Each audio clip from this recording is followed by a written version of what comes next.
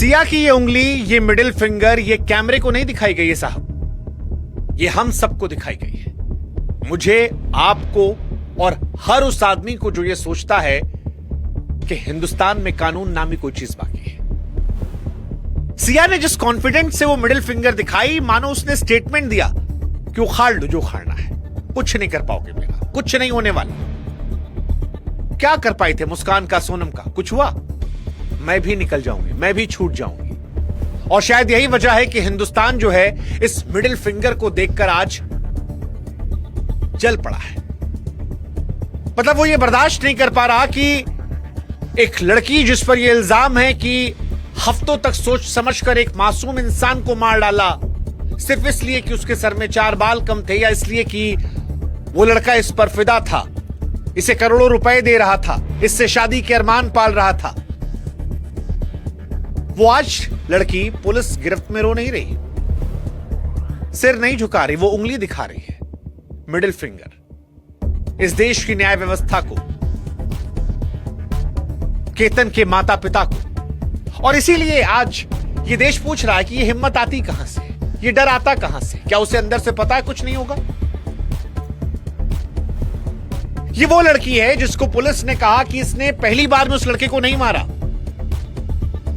पहली बार सोचा, दूसरी बार धक्का दिया, बच गया तो गले लगाकर कहानी पलट दी, तीसरी बार धक्का दिया और चौथी बार ही बच जाता तो ये मार देती।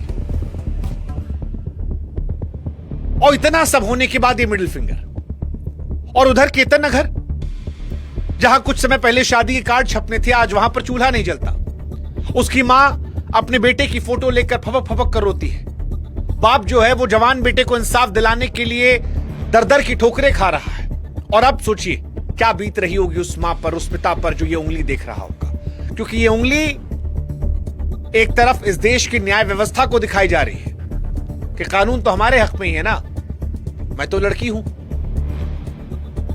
लड़कियां छूट जाती हैं। और दूसरा, उस मां के जख्मों पर, उस बाप की टूटी कमर पर, क्योंकि सिया के चेहरे पर ना गम है, ना पछतावा, ना डर, एक ठसक है, एक अकड़ है, जैसे जेल नहीं ससुरी मायके जा रही हो। किस बेखौफ तरीके से कैमरे के सामने उंगली उठाए खड़ी है। जिस देश में आम आदमी पुलिस का नाम सुनकर पेशाब कर मारता है, उस देश में ये लड़की पुलिस की मौजूदगी में मिडिल फिंगर दिखा रही है। और यही सवाल उठता है कि क्या सोनम जैसे केस जिसमें आसानी से जमानत मिल गई, उन्होंने हिम्मत दी? क्योंकि राजा की मां तो यही कह रही थी कि ये छोटी सोनम है। क्या भारत में जो जेंडर बेस्ड बायस्ड कानून है, उसकी वजह से ये लड़की पूरे सिस्टम को आज ये मिडिल फिंगर दिखा रही है? देखिए, आरोप अदालत में परखे जाएंगे, फैसला अदालत सुनाएगी, लेकिन आज हिंदुस्तान इस मिडिल फिंगर पर चर्चा कर रहा है। करोड़ों लोगों के मन में सवाल है कि क्या ये मिडिल फिंगर हमारी न्यायिक व्यवस्था के मुंह पर एक तमाचा है?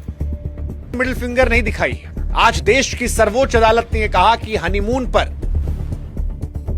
जिस सोनम ने अपने पति को पहाड़ से धक्का दे दिया था, मार दिया था, मरवा दिया था, उसे जेल वापस नहीं भेजा जा सकता, वो जमानत पर रिहा रही। राजा रघुवंशी मर गया और ये बहन आजाद रहेगी, क्योंकि देश की अदालत कहती है कि निचली अदालत ने जमानत पर जब छोड़ दिया है तो फिर उसे हम नहीं जेल भेजेंगे। और जिस दिन ये खबर आई, जिस पल ये चल रहा था, उसी पल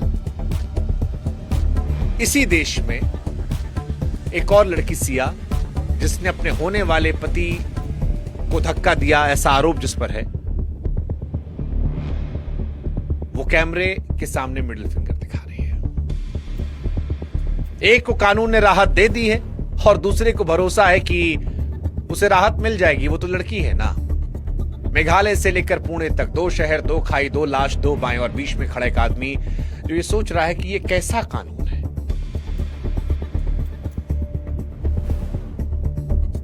लड़की हैं तो कुछ भी करके छूट जाएंगी क्या? और इसीलिए शायद आज हिंदुस्तान में मिडिल फिंगर वायरल हुई है। जो नहीं जानते उन्हें बता दें कि 2 जुलाई पुणे पुलिस रिमांड में चल रही सिया को पुलिस पंचनामे और तलाशी के लिए घर लेकर पहुंची थी। बाहर मीडिया का मेला था, सैकड़ों कैमरे, सब एक झलक के इंतजार में। लोग सोच रहे थे कि आंखों में शर्मिंदगी होगी, सर झुका हुआ होगा, अपने आप पर घिन आ रही होगी, शर्म आ रही होगी, लेकिन इसके उलट हुआ। 2 घंटे की तलाशी के बाद जब वो पुलिस के घेरे से बाहर निकली तो चेहरा तो ढका हुआ था लेकिन बेशर्मी खुली हुई थी। ठसक के साथ बिना हिचक के सिया मिडिल फिंगर दिखाती है। 1 सेकेंड को सब शांत हो जाते हैं। पुलिस प्रशासन वो भी शांत हो जाते हैं, मीडिया कर्मी शांत हो जाते हैं, जो आसपास लोग थे वो शांत हो जाते हैं। किसी को यकीन नहीं हुआ कि जिस इंसान पर करोड़ों रुपया लेने का आरोप है, अपने मां बाप की नाक कटवाने का आरोप है, अपने होने वाले पति को मारने का आरोप है, अपने बॉयफ्रेंड के साथ अनगिनत वीडियो जिसके वायरल हो रहे हैं, जिसको पूरा देश थू थू कर रहा है,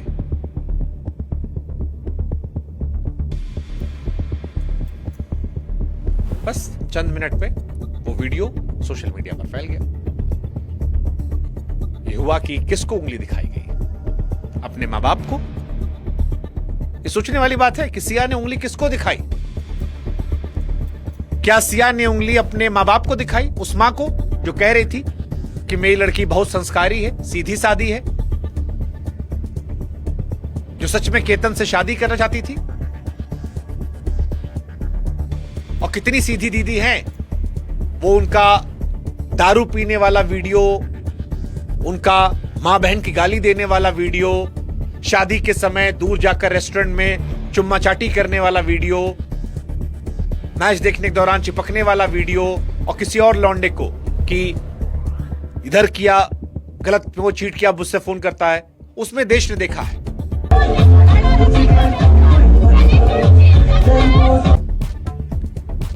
या ये उंगली जो थी वो केतन को दिखाई जा रही थी, वो केतन जो अब इस दुनिया में नहीं रहा, जो बेचारा प्यार में इतना अंधा था कि ऐसी लड़की को देखकर पहचान नहीं पाया, जो उसको पहली बार धक्का दिया और उसको जाकर गले लगा लिया, अपने घर पे कहा कि मम्मी आज इसने मुझे बचा लिया।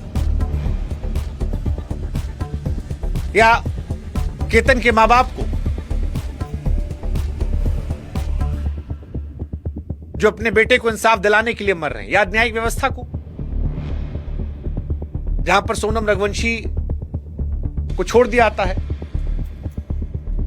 या उन फेमिनिस्ट को जो इस लड़की के लिए खड़ी हैं और उन्हें केतन के माता पिता, राजा रघुवंशी के माता पिता के आंसू नहीं दिखाई पड़ते। किसी को तो दिखाया गया ना भाई।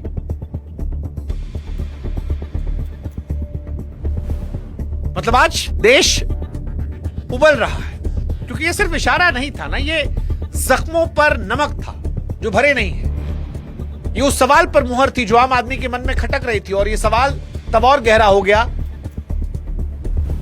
जब पुलिस की कहानी से सच निकल रहा था। क्योंकि केतन तो प्यार में था, केतन अपनी मासूमियत में मार गया। चलता फिरता रेड फ्लैग थी ये लड़की।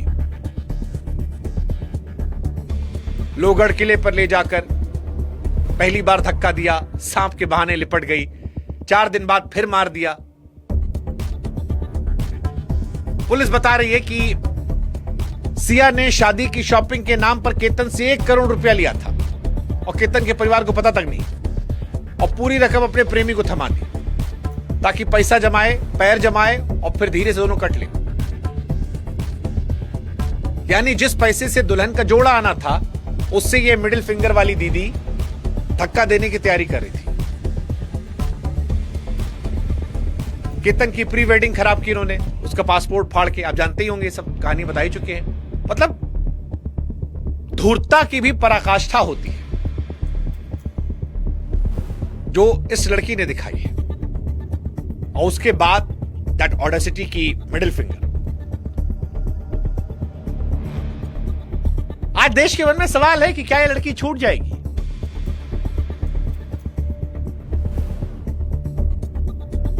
पुलिस के पास सबूत तो है, लेकिन राम जाने कि इस लड़की को उसके गुनाहों की सजा मिलेगी या नहीं।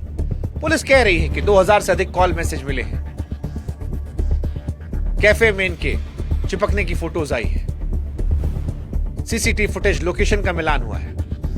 पुलिस ने रिहर्सल किया, पता लगा कि दोनों बैठे थे, प्लान किया था, रिहर्सल करके मारा था एक दिन पहले। ये हमने आपको पिछले वीडियो में बताया था कि दोनों साथ में बैठे थे और फिर दीदी जो है इशारा करती कि जैसे बैठूंगी तुम पीछे से आना, धक्का दे देना, और धक्के की प्रैक्टिस की गई थी।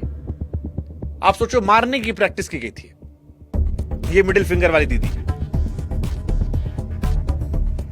मारने के 34 मिनट पहले फोन पर गप लड़ाई थी और आगे का प्लान भी तैयार किया था कि 3 साल तक शादी नहीं करेंगे, ठंडा हो जाएगा। उस बीच में चेतन जो है वो 1 करोड़ रुपए से अपना पैर जमा लेगा और फिर खुद रिश्ता लेकर इनके घर पहुंचेगा और फिर इनके पिताजी हाँ कर देंगे। अपने बाप की नजर में दीदी को अच्छा बनना था और आज अपने बाप को पूरी दुनिया के सामने शर्मिंदा करती है। इनके माता पिता जो इनकी तारीफ करते नहीं थकते, मेरी मासूम बेटी। आज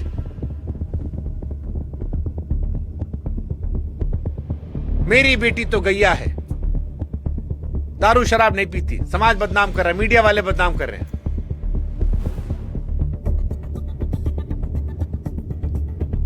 आप सोचो, पुलिस ने जितनी बातें कही है, अगर आधा भी सच उसमें से निकला तो ये लड़की देश की सबसे हरामखोर शातिर साजिशों में गिनी जाएगी। लेकिन जिगरा है क्योंकि इस देश का कानून जो है वो झुका हुआ है महिलाओं के प्रति। और ये आज फिर एहसास हुआ जब सोनम केस आया। सोनम और इस केस का बहुत सिमिलैरिटी है, वहां भी यही था, शादी का रिश्ता, सोची समझी साजिश, लाश खाई में, आरोपी महिला। और सोनम के केस में जो कुछ हो रहा है वो दिल को छलनी करने वाला है। हत्या जैसे संगीन इल्जाम के बावजूद सोनम जो है वो साल भर के अंदर जमानत में बाहर है। क्यों? गिरफ्तारी कागज में धारा लिखने में गलती हो गई थी, टाइपिंग मिस्टेक। मेघालय सरकार हाई कोर्ट गई, हारी, सुप्रीम कोर्ट गई, हारी, और अब रिहा हो गई है। सुप्रीम कोर्ट कह रही रिहा हो गई, दोबारा जेल थोड़ी भेजेंगे। सुप्रीम कोर्ट कह रही भाई कितना भी संगीन अपराध हो, जमानत नियम है, जेल अपवाद, बाहर रहना हक है।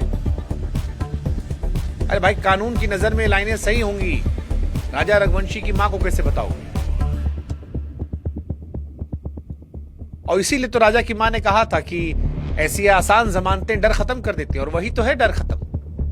इसीलिए तो आज उंगली उठाई जा रही है। सिया भी तो इसीलिए कर रही है।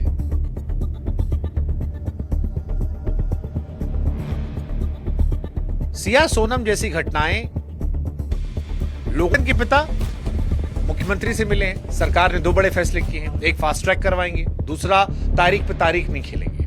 और एक बड़ा फैसला जो लिया गया वो है उज्जवल निगम जी को लाया गया है। उज्जवल निगम, हमने पॉडकास्ट किया था उनके साथ, मुंबई बम धमाकों के गुनहगारों को सजा दिलाई है, अजमल कसाब को फांसी पहुंचाई थी। उम्मीद करते हैं कि वो आएंगे, तकनीकी दांवपेच होंगे तो इंसाफ होगा, सबूत सच्चाई से रखेंगे।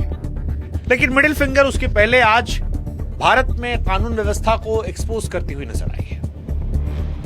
और इसीलिए अगर इस कहानी का समापन हम कहें तो एक तरफ सोनम है जो हत्या के इल्जाम के बावजूद जमानत पर है, दूसरी तरफ सिया जो रिमांड में रहकर भी सिस्टम को उंगली दिखा रही है, और बीच में 2 परिवार हैं जिनके जवान बेटे कभी नहीं लौटेंगे। फैसला अदालत करेगी, यह कानून कहता है, हम मानते हैं।